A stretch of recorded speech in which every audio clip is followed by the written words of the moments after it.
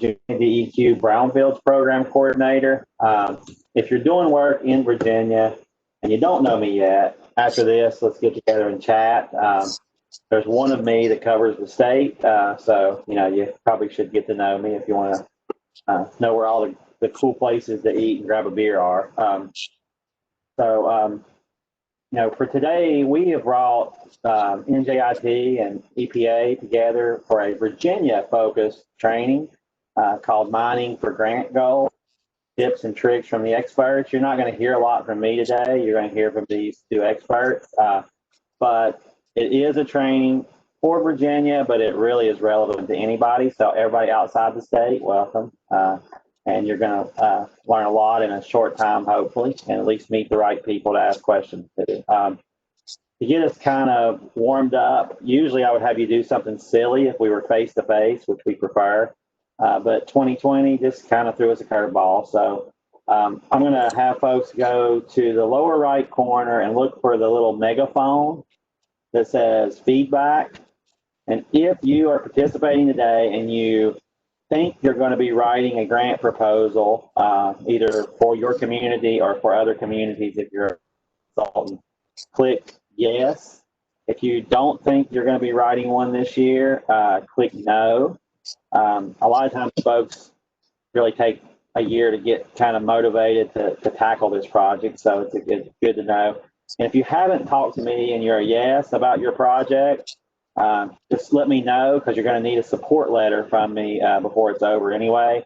And I really like to know the project so I can advocate for them while EPA gives me a poker face and pretends they're not listening. So I would like to get to know your projects after today. So let's see how many of you can go to the speaker button, the megaphone button, click the drop down, select yes or no on whether you're going to go after an EPA grant. So far, we have a few good participants, so no pressure, but there's a lot of you that haven't clicked anything yet. But with that, I'll turn it over to Sean while you keep looking for that yes or no button and watch to see how many of you find it. All right, thank you, Vince, and good morning, everyone. Just wanted to go over a few housekeeping items before we get started. And again, my name is Sean Vroom. I'm with the New Jersey Institute of Technology's Technical Assistance to Brownfields Communities program. Everyone is going to be muted during the presentation. If you are not muted automatically, please do so. I'd also ask that everybody submit their questions through the Q&A pane to all. If you select that, everybody will get to see your question. Try not to use the chat feature for that, because this enables us to focus on one area on where all the questions are coming in.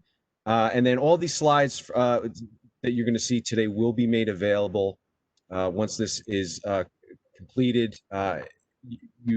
It's a larger file. Sometimes it's hard to send out individually, but if you're patient, you want to wait a day, it's usually how long the time it would take me to get this up on our website. So you could always go to the NJIT tab website to get a copy of the slides. So today, I just want to briefly let everyone know what TAB is. NJIT TAB is, we're a U.S. EPA designated technical assistance provider to brownfield communities for Region 3. And we're intended to serve as an independent resources to state, regional, county, tribal, and local government entities and nonprofits that are attempting to clean up and reclaim brownfields. And we provide this assistance. There's basically 3 elements to our program. We have our resource center, which is essentially our website. There's a lot of good information and resources posted there, as well as upcoming events and news. We do educational forums such as workshops, seminars, conferences, and webinars such as these. And we do one-on-one technical assistance where we really get in the trenches with the community and help them with whatever brownfield related issues they have. So it can include things such as community engagement, grant critiques, interpreting technical documents, things of that nature. Basically, if it's brownfields related, we can get involved. And all of the assistance that we provide is 100% free of charge. So what today's program is going to include is Felicia Freds here from US EPA Region 3. She is the pro from Dover from EPA as far as grant writing. And she's going to go over what grants are going to be available for the fiscal year 2021 solicitation cycle. And she's also going to talk about the solicitation timeline so that you know when things are going to be due. And we are also, what's going to happen then is I'm going to go over each of the grant sections that are included in the guidelines. I'm going to put a little bit of an emphasis on sections 102 because they're typically the sections that most people struggle with. And then at the end, hopefully we're going to have a little bit of time to do Q&A and address the questions that you submit. So with that, I'll turn it over to Felicia. Thanks, Sean. Hi, everybody. As they said, I am Felicia Fred. I am with the Environmental Protection Agency for a short time. August 31st is my last day. I retire. But so this is my swan song and my gift to you all. This is a great program. I want to talk a little bit about the opportunities for funding this year and what some of the criteria are for that, those particular funding opportunities, and then what the cycle is. Next slide, Sean. So this slide is just really a kind of visual of the actual process, the brownfields process. So if you identify, you do your phase 1 and phase 2s, this is what you would do with your funding. So this is the process, regardless of any kind of funding that you're coming in, that would entail once you get EPA funding. You're identifying sites, you're doing phase 1s and phase 2s, all appropriate inquiry, what's actually there. You're possibly entering the site into a voluntary cleanup program. Virginia has a great program. You may involve doing a cleanup plan, the site vision, the phase 2, and then you're leveraging your resources, and then finally you're doing cleanup activity and redevelopment. So how does that get done? And throughout this entire process, community involvement your community should be engaged throughout this process. So let's take a look at how you can do this and what kind of funding that EPA provides. Next slide. So here are our grant types. And for this cycle, we pretty much are, well, we're not offering the revolving loan. So I won't spend a whole lot of time on that. Revolving loan and the multi-purpose grant tend to go through a 2 years, be offered every 2 years. So moving forward and you stay involved in the program, you'll find out that I guess multi-purpose will be the even year and the revolving loans will be the odd year. All the other programs, except for targeted brownfields assessment, are competitive. The targeted brownfield assessment program is not a competitive process, and I'll talk a little bit more about that as we go through it. Next slide. So assessment grants, they can be 2 types, community-wide or site-specific. Each are with a $300,000 or $200,000 request. You can also come in as a coalition. If you come in as a coalition, the dollar amount is appealing, but the caveat there is that you need to have at least 2 other communities who you have gotten into an agreement with, and that you guys are going to share the funding, and that the activities and assessments are going to be done within each of those communities. But there will be one person who's leading it and one person who is actually going to be the manager of it. They just coordinate with the other 2 communities. So activities that are covered, an inventory, characterization of the sites, actually doing a phase 1 or phase 2 of the site. You can do reuse planning, cleanup planning, and also doing the community involvement. Next slide. One of the big pieces of this assessment funding is that you also can use this as funding for planning activities, things like developing a vision for reuse, looking at a revitalization plan, looking at the infrastructure and evaluating what that is. Are there some larger community health issues, such like you have a large population that may have been exposed to lead or lead paint, and you want that to be part of your assessment. You want to know how many people or how many people have been exposed to that, so you can actually conduct a health assessment.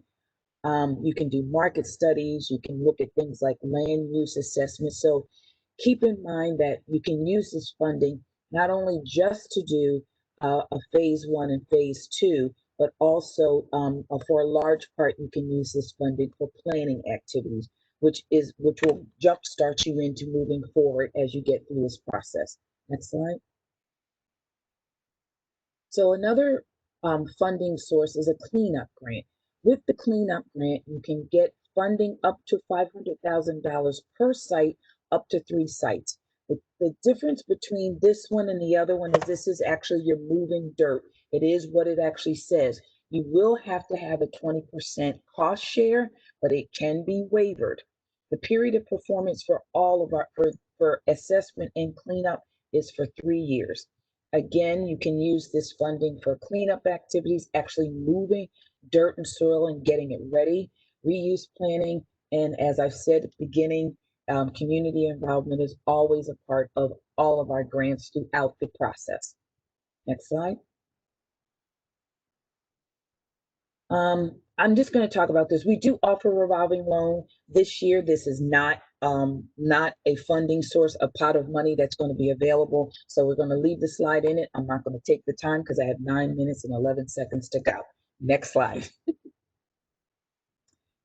The job training program is it's not new, but it's one that as a program we're going to start talking about it a little bit more. It's a separate, not a separate pot of money, but it's a way to provide um, um, assistance or training, OSHA training and safety training to communities that are impacted by brownfields. It's a 2-year program.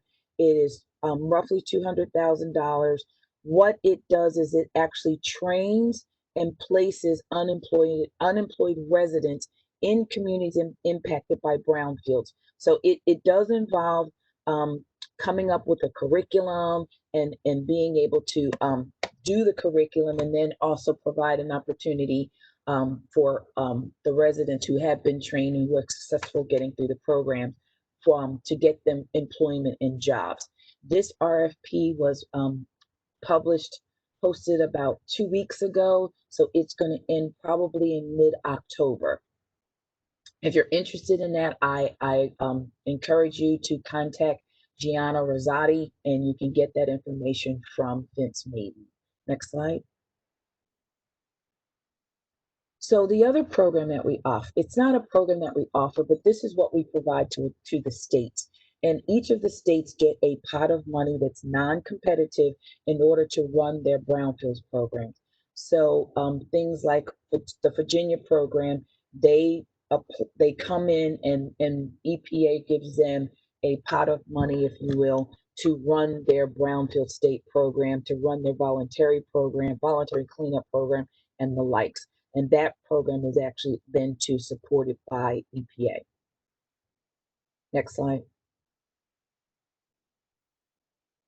So let's talk a little bit about the programs that we offer or assistance that we offer that is not part of the grants program. So it's not competitive. It's available at your opportunity anytime. All you have to do is send out an email or contact Vince, and he'll get you in touch with whomever it is at EPA who can offer these services. So there's a targeted brownfields program. There's the technical assistance, which is Sean's providing with you today, and then we have national technical assistance providers. You know what, Sean? I back up. I didn't see the multi-purpose grant slide. Did we offer that somewhere else? Or maybe I just missed it. I thought it was in there. Okay, I don't see it. I'll talk a little bit about the multi-purpose. I'm sorry for the confusion. Let's go back a little bit and talk about this other competitive grant that pot of money that's available for this year. It's the multi-purpose grant. And what that funding is that it allows you to have a cleanup, that you have a cleanup and an assessment. So it's giving you money for both. You can do assessment and you can do cleanup. And it's up to about 800,000. I'm not really sure what the number is this year. Forgive me for that. You can check the solicitation. This is the second round that we're offering it. And the difference there is that it's giving you a large enough pot of money that you can do actually assessment and cleanup in the same grant without coming back in for either one of those. The important piece about that funding source is that you have to have a cleanup project already ready to go. So you have to go through the whole cleanup process, identifying your site, having the phase 1 and phase 2 done, having your cleanup plan already in place, actually having your alternative cleanups in place and what you actually selected in order to be able to come in for the multi-purpose grant. I don't know how many they're actually planning to award this year, but we did it 2 years ago and they were only doing it for one for each region if we got applications for that. So it's a limited program, which means it would be very competitive. So if you're not sure, I would not go for it if you think it's just because of dollar amount. You're better off putting your application in for cleanup and going in that way and then kind of getting things together unless you're ready. But it will be extremely competitive. And I'll try to add that slide back in before Sean posts these slides so you can see it. All right, so let's talk about the non-competitive resources that we offer. Go back to the TBA, Sean. Thanks. Okay, so our TBA or Targeted Brownfield Assessment, what we do here is that we will do the phase 1 and phase 2 for you. We'll do the sampling and the cleanup planning. This is not a competitive process. If for some reason, we tend to offer this as sort of like if you weren't awarded the previous year, this is a service that we offer. Or if you have a brownfield site that's ready to go and you want to get it ready, but you're not ready to actually apply for funding, we offer the Targeted Brownfields Assessment. There is an application process. There's no cost to you. There's no cost to anybody. All you have to do is submit your application to Mike Torino, and based on how much money we have available to do this program, then we set up a process. Mike will come out and meet with you, come and do a site tour, and then he'll work with you to get our contractors in place to do the assessment so that your site is ready to go. We've had previous communities use the Targeted Brownfields Assessment Program as a launching point to get their site ready to come in for a cleanup grant. So think of it that way. Think of if you have a site, you know it's a good site, you have developers interested in it, but you haven't done the assessment part and you don't have assessment funding, then you could use the TBA program to get your site ready to then come in for cleanup funding the following year. And I'll make sure that we have, Vince knows a lot about this, so if you need further information about it, you can contact Stephanie Branch, and her name will be at the end of this slide, end of the presentation. Yeah, and I'm adding commentary in the chat box about that if you want to look. Okay, great. All right, next slide, Sean. So we also have what we call nationwide technical assistance partners.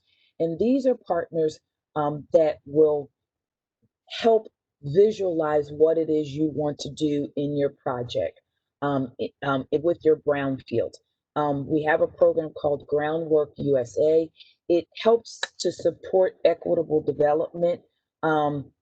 It helps smaller communities, if you will, sort of do a lot of visioning, if you will, about what it is you want to do with your project. If you're not really sure yet how you can use your brownfields, a lot of what some of the communities are using Groundworks support is more of like parks, development of a park, what that might look like, helping you with how to do maybe tree planting, things like that is where Groundworks could be a real good support for you. You should see that it actually is going to be a new contract of support. So if you're interested in using Groundworks, you want to get in with them like sooner rather than later. The other program that we offer is a CDFA. Sorry for the acronym, but what that does is that if you're looking for how to fund, how to finance your brownfields projects, this particular resource will help you look at um, developing like maybe a bond program or a tax incentive program for your community, so that you can fund your brownfields projects. Again, this is another program that will be revitalized. I mean, sorry about that, y'all. That was my timer telling me that it was time for me to stop. Almost finished. So the HMTRI is another program that they work very closely with our workforce development and job training program. All of this assistance is at no charge. What you will see on the slide is that the Groundworks and the CDFA programs, their contract is up for renewal and they may not be the actual contractors in place if you don't use them in the next 8 months or so. But that's all I want to say about that one. All right, next slide. So we also offer a land revitalization toolkit. And this actually does provide you with guides and tools and trainings on what are best practices, what some of the things that other communities have used in order to revitalize their brownfields. And we've contained this in a document as a resource for you. If you're interested, it talks a lot about leveraging your resources, how to integrate sustainable approaches into your site development, and how to remove any kind of barriers that may be. And that could be from just what's a vision for your property, getting people excited about the program, educating them about brownfields first so that they become active participants in your community involvement as you go through the process. Next slide. So let's talk a little bit about the solicitation timeline. For those of you who have been around for a while who are on this call, we started a lot earlier this year. Most of that is because our system is going to go down for a bit and we didn't want to have the proposals come in and you guys be caught in that process. For those of you all contractors who have been part of this for a very long time, you can jump up for joy because this year for Thanksgiving, you will not be writing proposals or reviewing them. We're trying to get them in. The solicitation for our programs was posted on August 17th. So we are now in the open process. The national webinar to go over this process in detail, the guidelines in detail, will be September 14th. I encourage you all to plan on participating on that. That is a really, really good webinar to be part of. It will go into a lot of detail about what we're looking for, how to respond to it, and talking about the things that are different this year than in last year's request for proposals, and give you an opportunity to ask questions. So if you're on our EPA mailing list and you're also on Q's mailing list, you'll have the link and the information about the time. And typically it starts around 1 o'clock in the afternoon, and it may go for 2 hours, 2.5 hours or so. Applications are due, if you don't know them now, by October 28th. There is no extension, so make sure that you do not wait to the last minute. We will review proposals from November to December, and then January through February, we're actually doing panel discussions with the grant announcement in May. This is a long process, so if you think you're going to need the funding before the next year, then this may not be the program for you this year. But I encourage you all to stay involved because it is a good program and the funding is useful. Next slide. Some things to keep in mind, not to wait till the last minute, that I encourage you to do that you can do now is that you need to make sure that you are registered in SAMS.gov. Check it. Most of you all, if you've received any kind of federal funding, you are, but the important thing is to make sure that it is current and it's not going to expire. I also would encourage you to review the guidelines in detail and in part before you start writing. Do not wait till the last minute to submit proposals. There is no consideration given if you run into technical difficulties submitting your proposal through grants.gov. Register for grants.gov, become familiar with it, look at all the pieces to it so that you're familiar with it. But do not wait until the last minute to submit your proposals. And then coordinate with NJIT for a review. Sean's going to talk a little bit more about that. The slide says attend the national training. Attend the national training that's on September 14th.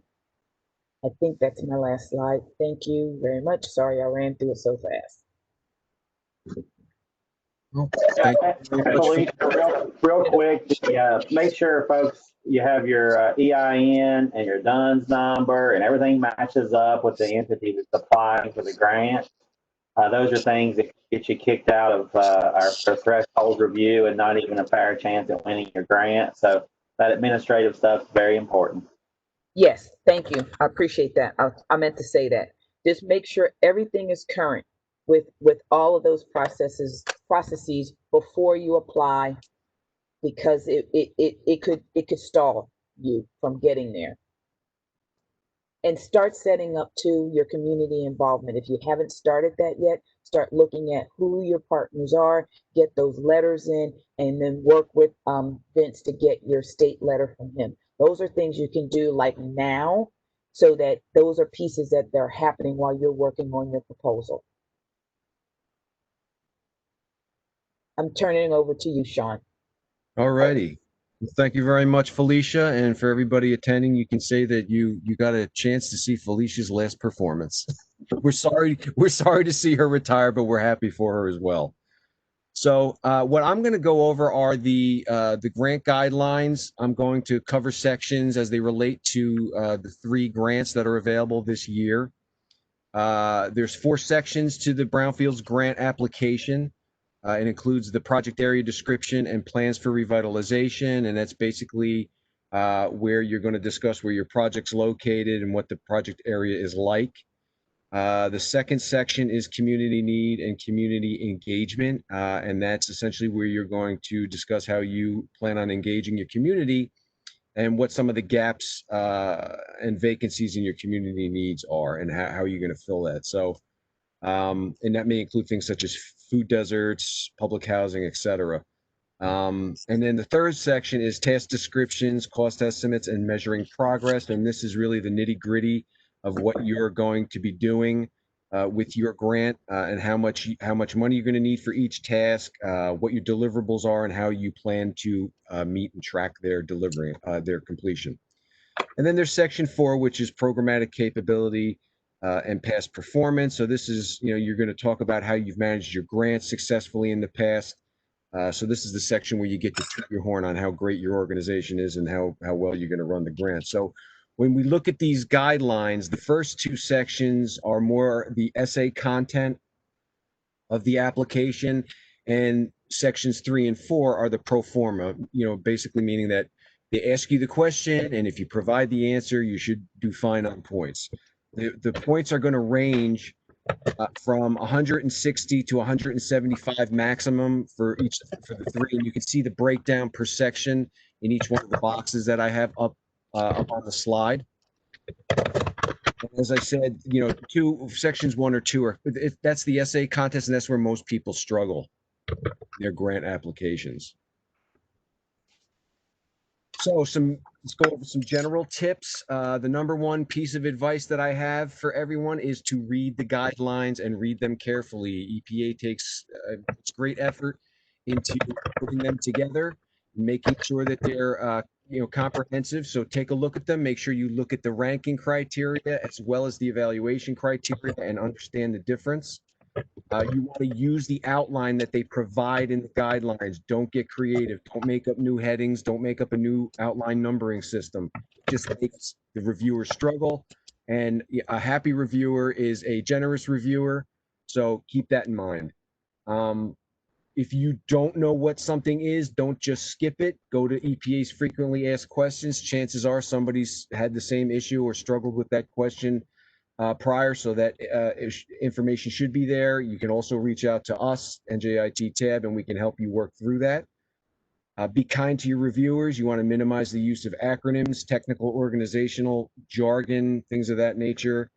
And you want to keep extraneous information out. It distracts from your story, so no graphics and no photos, and you only have 10 pages for these grants, at least 2 of the grants. So make sure that you don't eat up space by putting graphics in.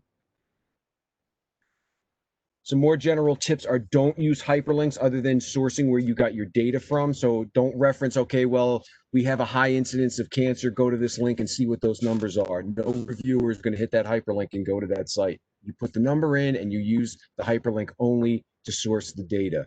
You want to write your application as though the reviewer knows nothing about your community, because chances are they don't. At least one of the reviewers will be from an entirely different EPA region.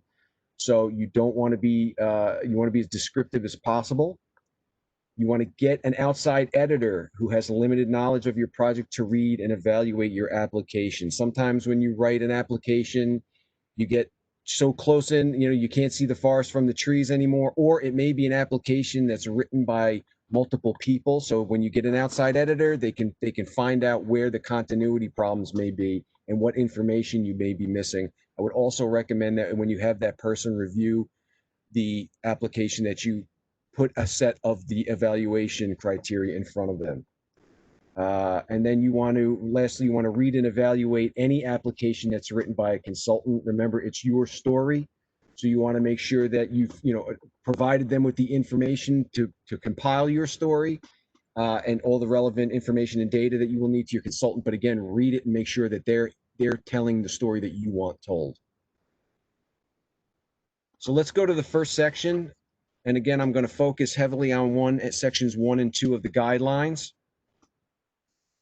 So the first question under section 1 is, what is your target area in brownfield? So what you want to discuss here are things to think about include signs of distress or neglect, dilapidated buildings, building code violations, litter, people moving out of the area. You want to think about sensitive and vulnerable populations. That would include young children, elderly women, elderly, women of childbearing age, etc. You want to talk about the need for remediation and development.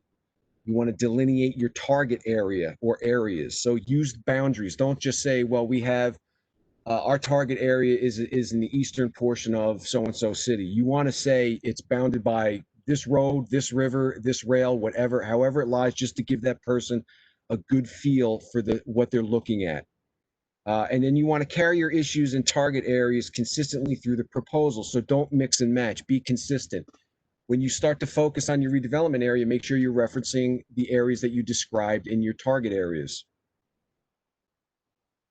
So here's an example of a weak project area description. So I'll give you a couple seconds to read through that.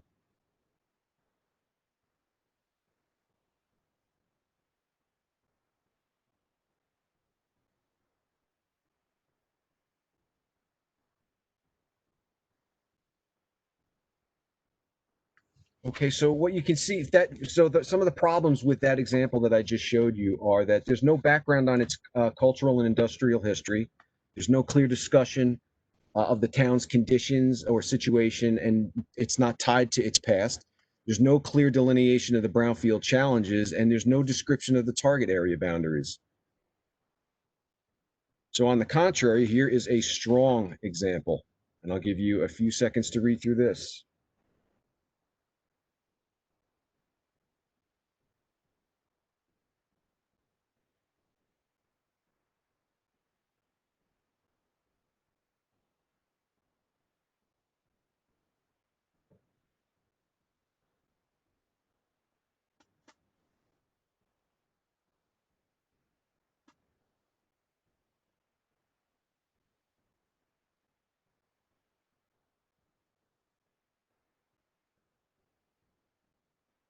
here it is continued.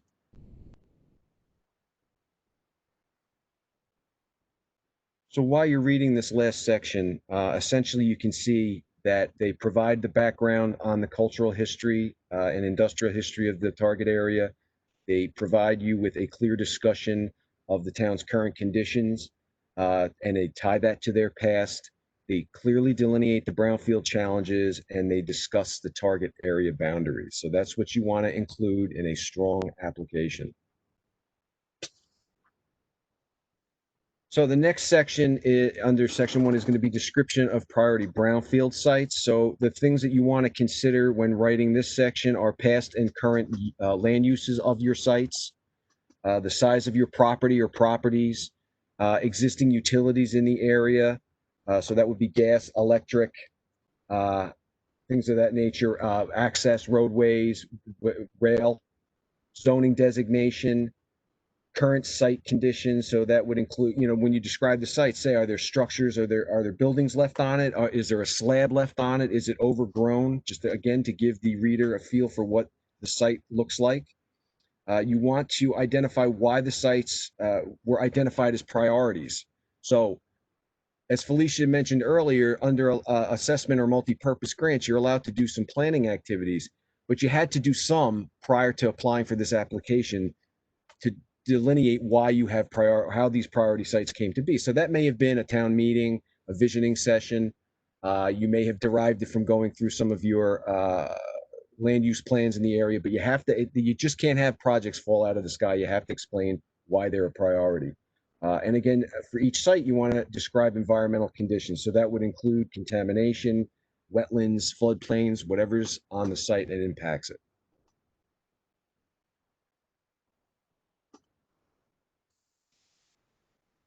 So another section under section 1 or sub-criteria is revitalization of the target area, reuse strategy, and alignment with revitalization plans. So what you want to do is reference any applicable community land use or redevelopment plans. Do it specifically. You want to name them. You want to talk about what your redevelopment strategy is for your brownfield sites, and then you want to tie those two together. You don't want to just say, okay, we have a plan here and it says open space, but our redevelopment plans include housing. You want to make sure that it all supports each other, that your plan is supported by the existing planning documents that have been created. And you want to give specific details about that. You don't want to just talk in generalities.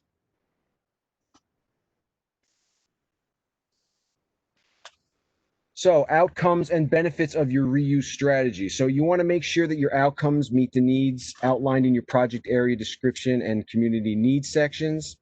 You want to give examples of outcomes, and you can see from the slide that I put some examples. Some direct tangible outcomes would include, creation of parks, recreation areas, wetlands and open space, affordable housing, community centers, local government uses, and some economic benefits would include increased employment, expanded tax base, increased property value, and reduction in vacancy. And you want to include any projections or estimates to the highest extent possible. So, you may be estimating, but you still want to include it.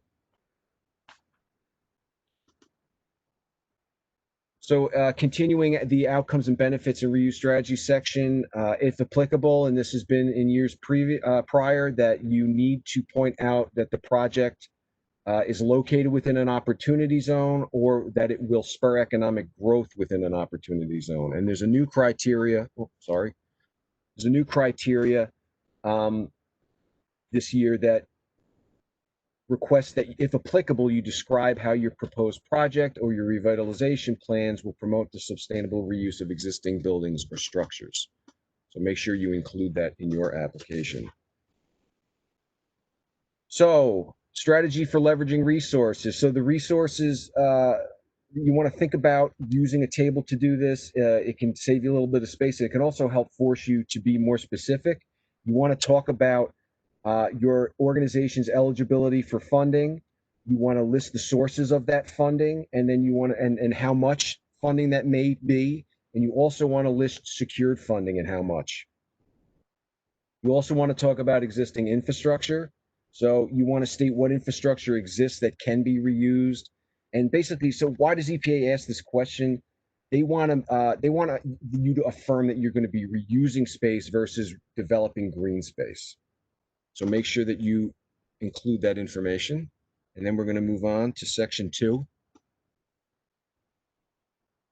Community need and community engagement. So the community need for funding sub-criteria. This is where you're going to list the factors that impact your community's ability to fund a project. So you want to talk about loss of your tax base, any emergency situations that have put pressure on community budgets, natural disasters, lack of investment, unemployment, and median income. You want to quantify these impacts, and again, you can use a table here if it saves space. So we recommend that you do that, and you want to make sure that you're reinforcing your community challenges. So the community's need for funding. Here's an example of a write-up from a successful application. So I'll give you a few seconds to read through it.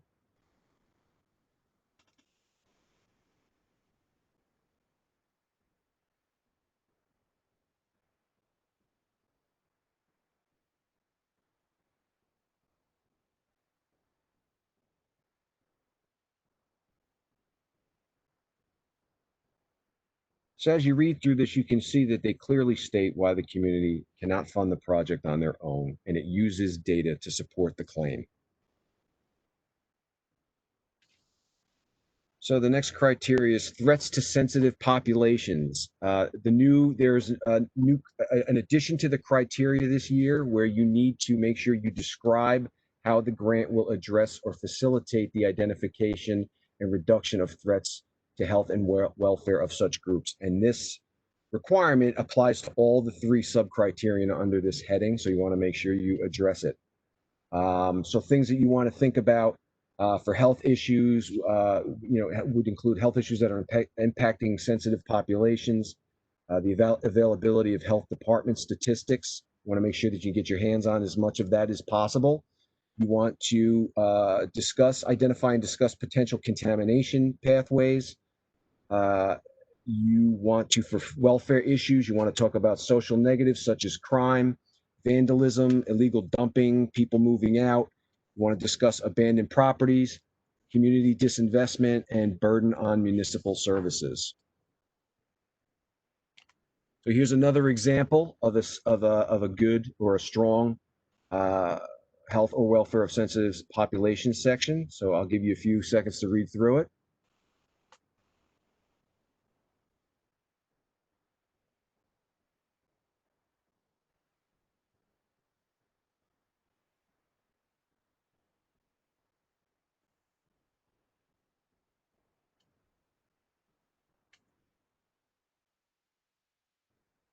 And again, you can see that this section, similar to the other successful example I provided, they clearly define who the sensitive population is and the health and welfare issues that they face. And they use data, again, they quantify it, they use data to support that claim. So greater than normal incidence of disease and adverse health conditions. What you want to do here is, again, you want to, if possible, link your potential contaminants and health issues to your brownfield sites. So you want to discuss the potential contaminants that may be connected to your sites. You want to discuss the potential health threats that may affect your community.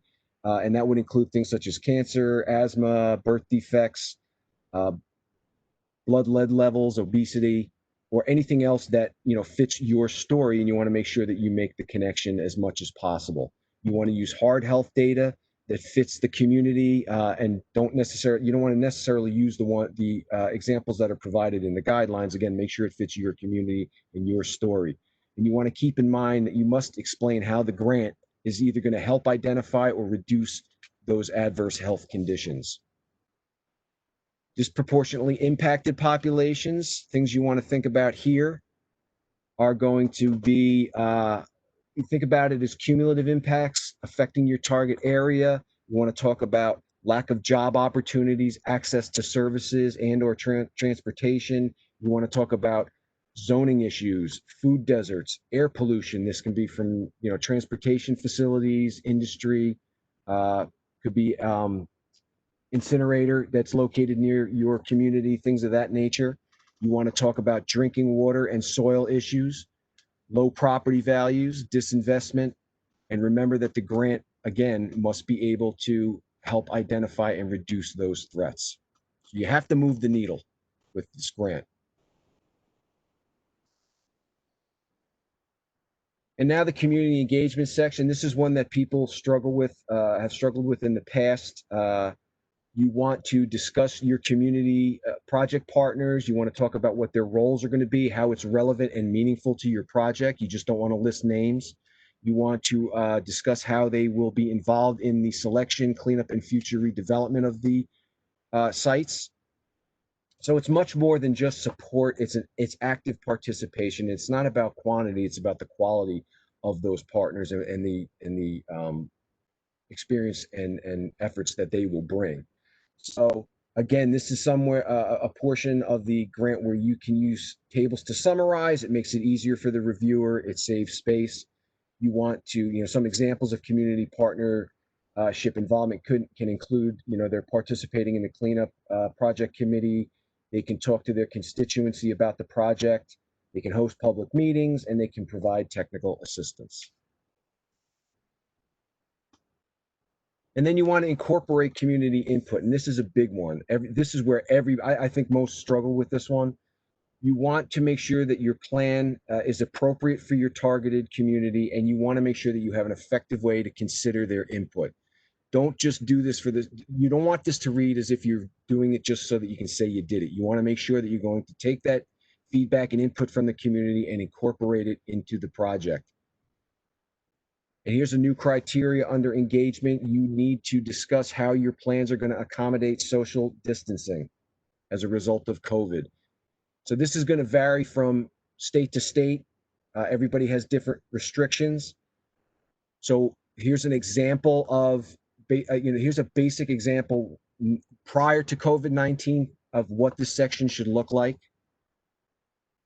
So I'll give you a couple minutes to read through it.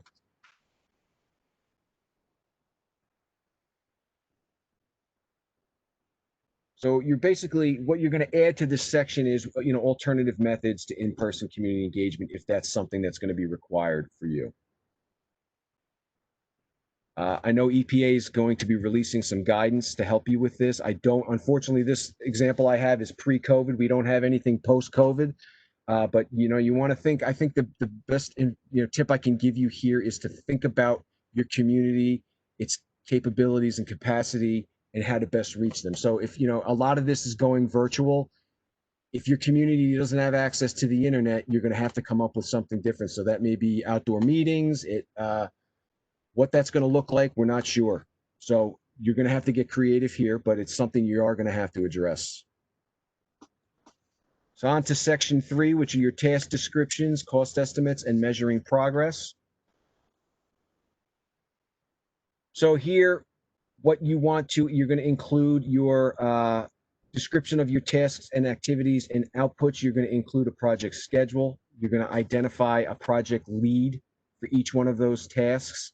You're going to talk about your outputs, your tangible fundamental outputs, and you need to list them in this section and how they are going to be completed within, I'm sorry, I got to advance the slide, within the 3-year time period. And there's a new criteria in this section that is, if an entity other than the applicant is going to be the lead for a task, you need to explain why the applicant is not the lead and why the other entity is. So that's going to be required. Under cost estimates, you want to include your budget table.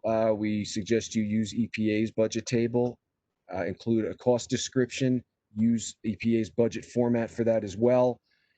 And the new criteria here is that EPA no longer requires applicants to separate hazardous substance funding requests from the petroleum. So basically, the BUILD Act that was passed in 2018 removed the requirement to track petroleum funds separately from hazardous substance funds. So in the 2020 EPA appropriations bill, it removed any reference to brownfield petroleum spending and meeting that 25% requirement. So you're not going to have to break those out. You'll just put in one table that has a lump sum for your activities. Your anticipated project schedule. Here's an example. You want to make sure you're going to show how you're going to be able to complete this work within the 3-year grant period. If you can use a table, we suggest that you do so. Again, save space, and it's easy for the reviewer to understand what you're looking to do. Your cost estimates. You need to substantiate your costs. Don't back into them. A lot of people back into them, and it's obvious when you read the grant that that's how they came to their totals. So you want to break them out, and you want to include unit costs, how you arrived at those figures, and make sure that you detail it. You want to, we suggest that you create an Excel spreadsheet with formulas so that the numbers change. If the numbers change, the totals will be correct. We recommend you include your project milestones. That's critical, and we suggest that you check your math.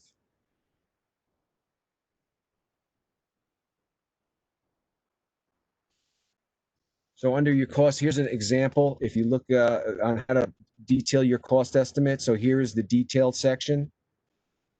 It shows the breakout, man hours, hourly rate, registration fees, lodging for under travel costs. You want to make sure that you're that detailed.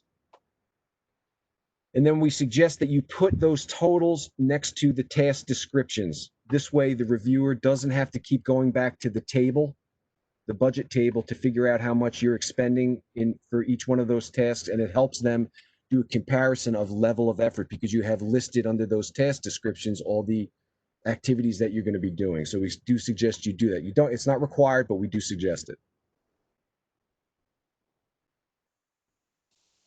And then on to measuring environmental results. You have to make sure that you discuss how you're going to track your grant progress. You have to discuss how you're going to utilize EPA's acres system. That's a given. You cannot forget that.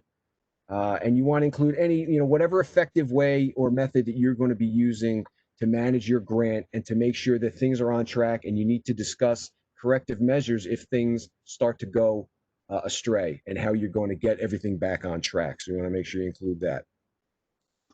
And then the last section of the grant guidelines is section 4, which is programmatic capability and past performance. Again, this is essentially where you get to toot your horn and talk about all the project manager for your application and how it's going to function. So you want to, under organizational structure, you want to include things, and you want to demonstrate your ability to manage the grant and oversee the proposed work. You want to demonstrate that you have sufficient personnel resources and capability to complete the project in a timely manner.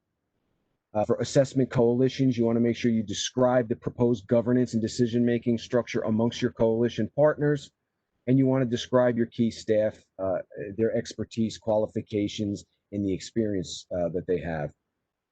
And then you finally want to discuss how to acquire additional resources should they be needed. So you want to demonstrate that you have a system in place to acquire those resources. And then we go on to past performance and accomplishments, basically where you're going to fall. You're going to fall in one of these 3 categories. You're either an applicant who's currently has received a brownfields grant from EPA, or you're going to be an applicant who's not received the brownfields grant, but you've received other federal or non-federal assistance agreements, or you're going to be an applicant who's never received federal or non-federal assistance, federal or non-federal assistance agreement. So you're just going to simply make that statement.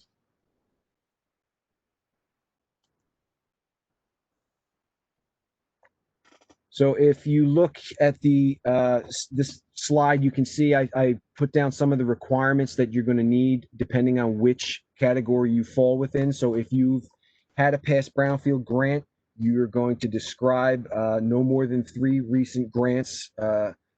That's what you're going to include in the application. You're going to talk about your accomplishments, specific outputs, and outcomes. You're going to talk about your compliance with your work plan, schedule, and terms and conditions. You're going to talk about any corrective actions for past grant management issues that you may have had. You're going to discuss the history and timeline and acceptable reporting of deliverables, including acres. And you're going to include plans to expend all the remaining funds in open grants before you you move on to this grant. So you need to include all that information for applicant 2, which you haven't had a brownfields grant, but you've had a past agreement, federal or state agreement, assistance agreement. You're going to, again, you don't want to include any more than 3 grants. You're going to name the awarding agency or organization, the amount or proposed funding that you received in that. You're going to talk about accomplishments, specific outputs and outcomes of projects of similar scope. You're going to talk about compliance with your work plan, schedule, and terms and conditions, corrective actions for poor grant management issues, and you're going to discuss the history and timely reporting that you conducted with that grant. And then lastly, the ones who haven't, you're going to basically, you haven't received a federal or a brownfields grant, you're going to affirm that your organization has never received any type of federal or non-federal assistance. And for that statement, you're going to receive a neutral score. But the takeaway here again is if you fall into the first 2 categories, you want to pick 2 that are most relevant to your project that you're applying for, and no more than 3 examples. So every strike brings me closer to the next home run. That's Babe Ruth. The reason I put that up here is these grants are extremely competitive, so we don't want you to get discouraged. Sometimes you don't hit it the first time, but you want to try and try again.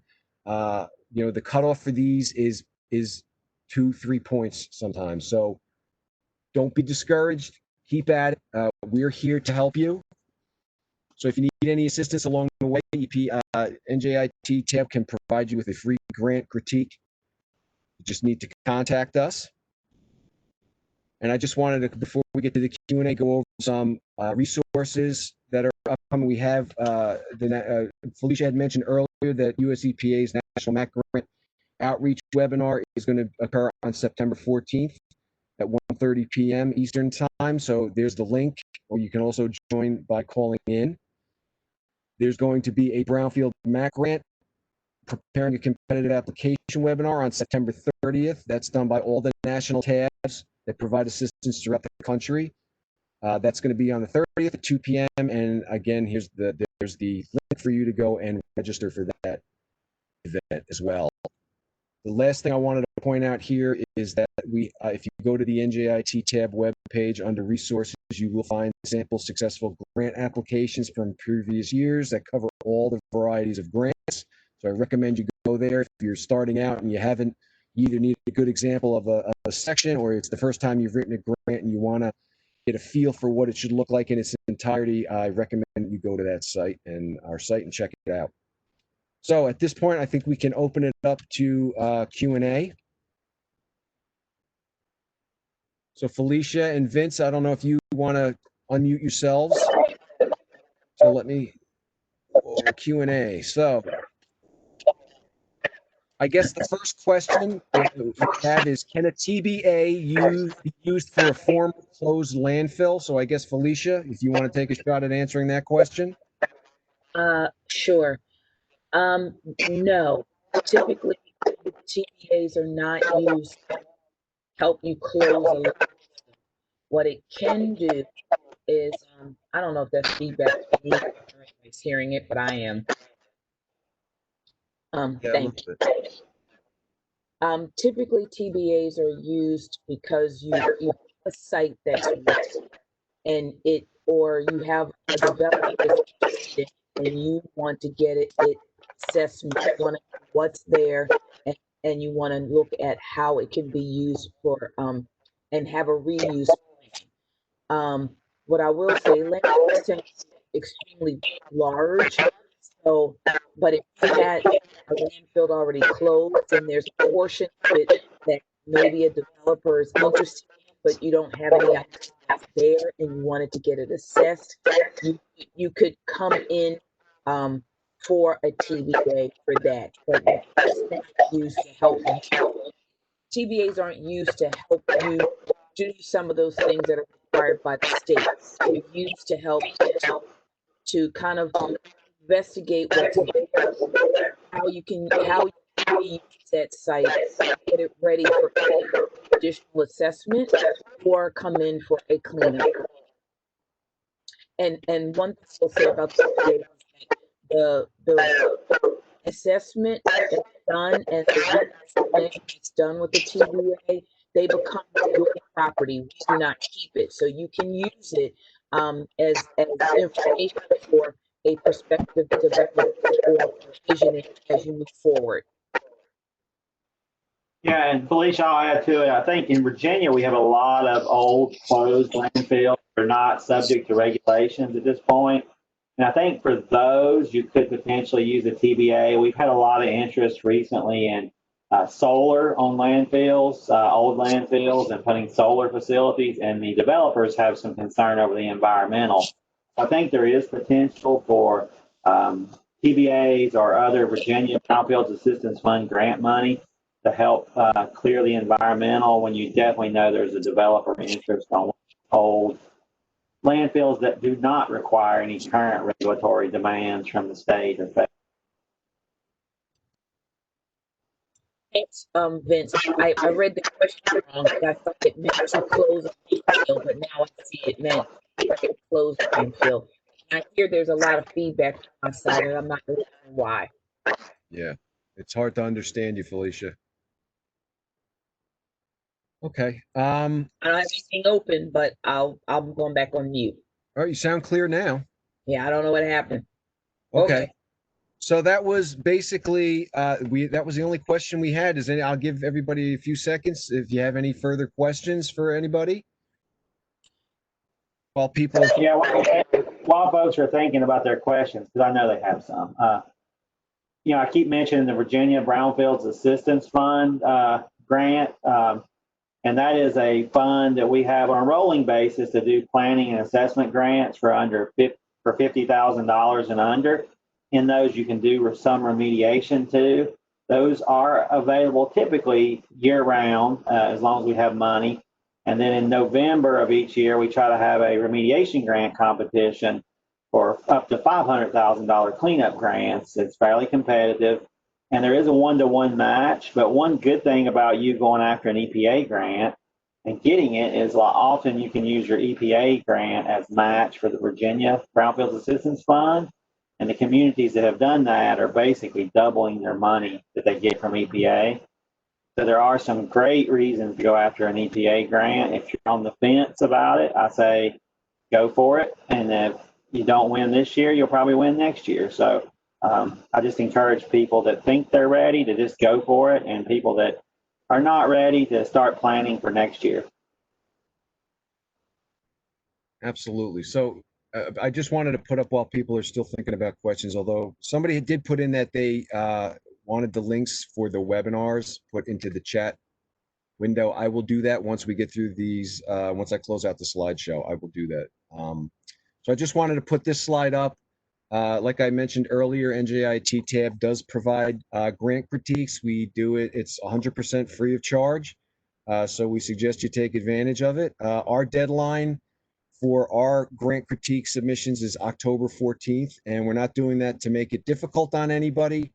We do that so that you have time to address our comments and incorporate them into your application. So if we get you anything, any comments any later, you're really not going to have the time to do that. You can see this is my contact information or the NJIT tab hotline. You can call us. You can go visit. Again, there's the sample grant applications site. You can go and take a look at those. Here's the contact information for myself, Vince, as well. I put Stephanie again. Felicia's retiring, so I put Stephanie Branch's contact information.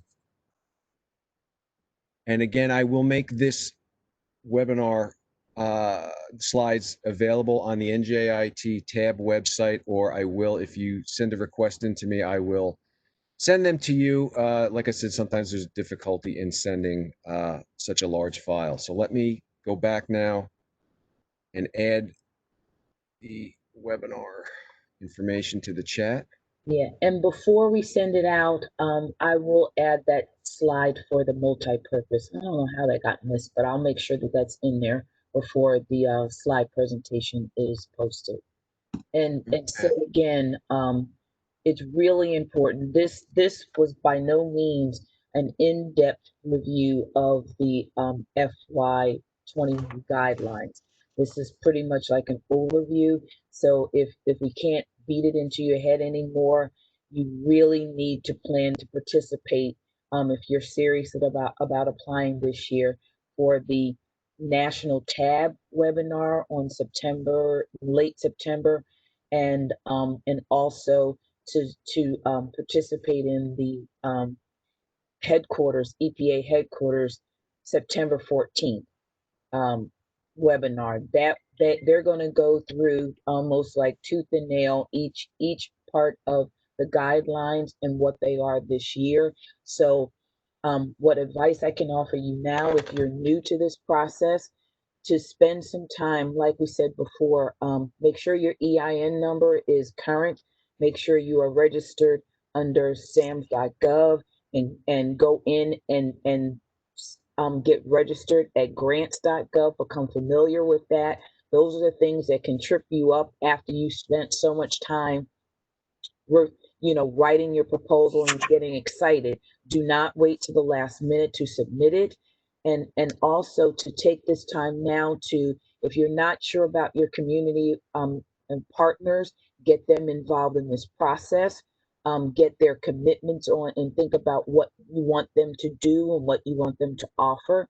If they're offering in-kind services to you, then try to put a dollar amount into what that is. Say if there's well, we're not doing meetings, but maybe they're going to set up a Zoom call for you, and maybe they're going to get the Zoom account. So whatever that cost is for the Zoom account or any other virtual platform that they're going to use to help you with your community meetings, you want to try to put a dollar amount to that. There's one other thing. So look at and get your community involvement. That piece kind of tied up. And then also between now and the webinar, if you haven't started your proposals, study the guidelines, look at them, get very familiar with them, spend a lot of time on what the criteria are, and then how we're going to rank, how they're going to be ranked. EPA gives you pretty much, hands it to you how to respond to it. It's create your story. Start thinking about how, as Sean had said earlier, how you're going to write your story and how it connects. You may take like a term paper. It may take 2 or 3 rewrites before you're ready to feel like you're ready to review it. And then finally, before then, use NJIT. They are pieces. You can't go wrong with them. Yeah, and having written one of these for the first time a couple years ago, it's a pretty heavy lift. I think I took like version 7 before we submitted it on my right, but I'm not a gifted grant writer. In Virginia, we do have a lot of environmental consultants that are really gifted at writing these. It's a little more art than you think to try to cram the right information in and get an A+ on your paper. But there are a lot of people that can help you out there, and I'm sure there's talented grant writers on here that this call that can do it themselves. But just a little plug for our consulting community that does a lot of let's just say free work in advance of trying to help folks get these grants. All right. Well, there are no more questions. So Felicia and Vince, if you don't have anything else further to add, I guess we can end the webinar. I'll just say all the best to you all. As Sean said again, if you aren't successful this time, you try again and keep coming in. The good part about it is if you're not successful, EPA will do a debrief of your application so that you know what you need to do to better your application for the next year. It is, for those of you who are on the call that I've worked with in the past, it has been an honor and a pleasure, and I hope to see some of you all again soon. And I don't like the word good luck, all the best. Start writing. Yep. Well, thank you everybody for taking the time to participate. We hope you found the information useful. Again, you can reach out to me. This is my contact information if you have any questions. If you would like a copy of the presentation, you can reach out to me directly as well. Once Felicia provides me with those slides, I will get you a completed one, and I will post it on our website at NJIT tab. That's it. Everybody have a great day. Sean, if you can throw those links up in the chat for those that want to hold on. Yeah, I did. It's Okay, cool.